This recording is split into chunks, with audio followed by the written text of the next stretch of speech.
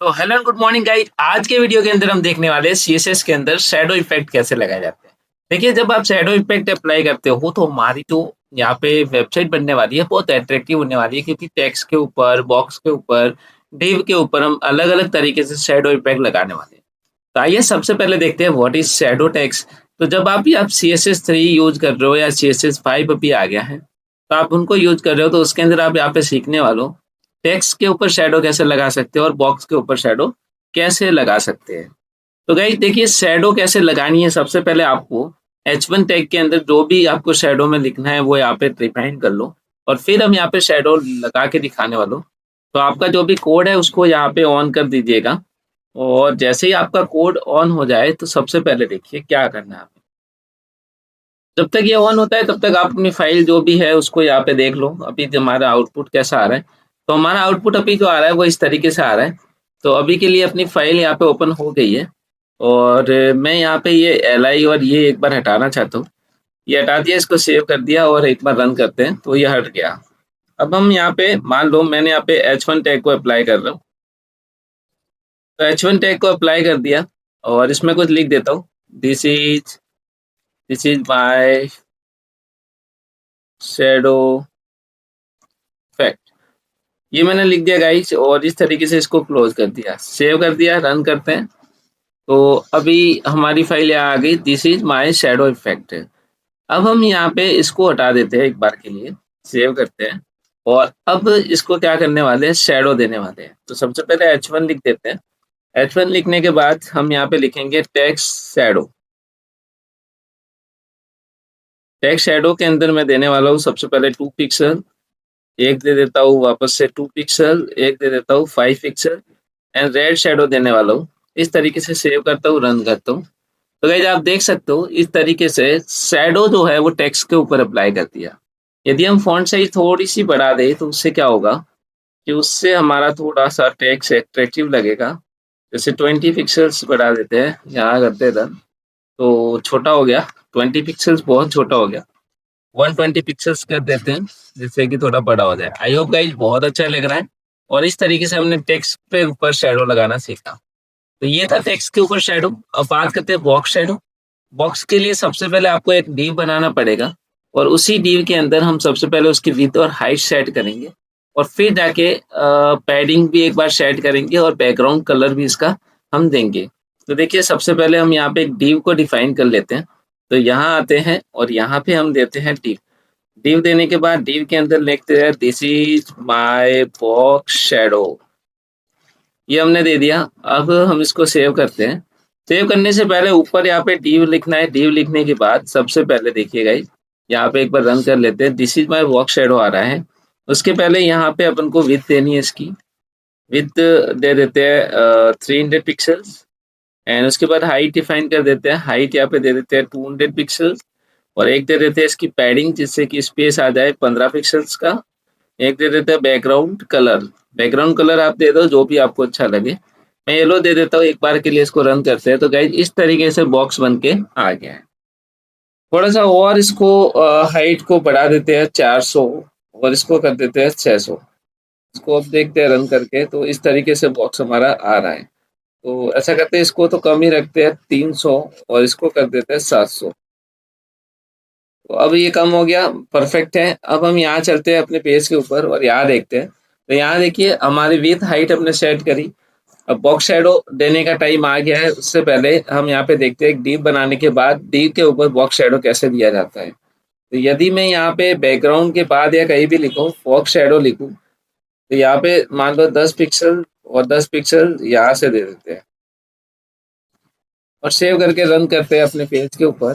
जहाँ से आप देखोगे तो देखिए बॉक्स के पीछे एक शैडो बन के आ गया है।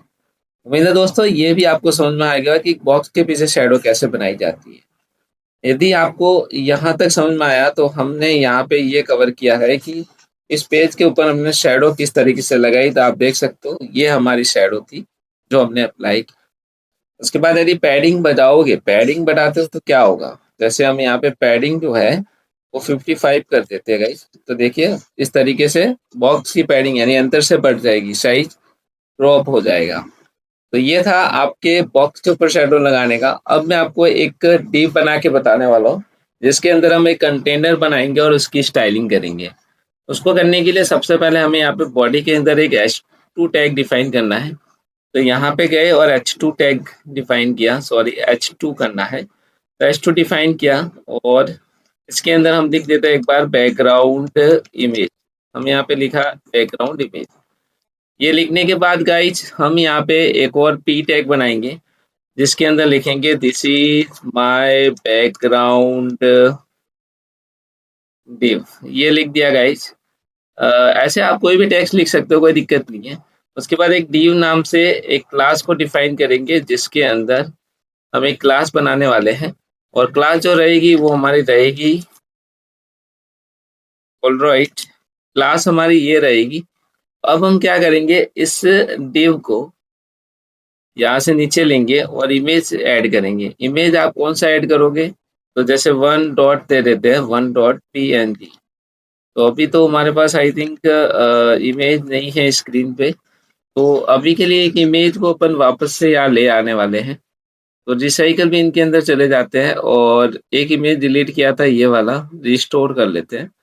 ओके कर लेते हैं, हो गया काम कंप्लीट। अब यहाँ पे वन डॉट लिखते हैं, आ गया png।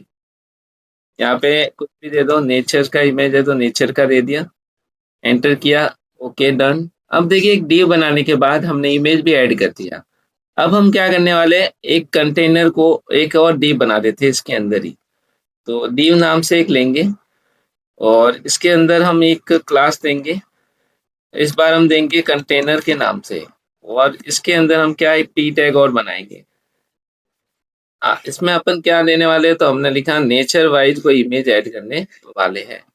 ये कुछ करने के बाद हम यहाँ पे डिव को क्लोज कर दिए, सेव करके रन करते हैं।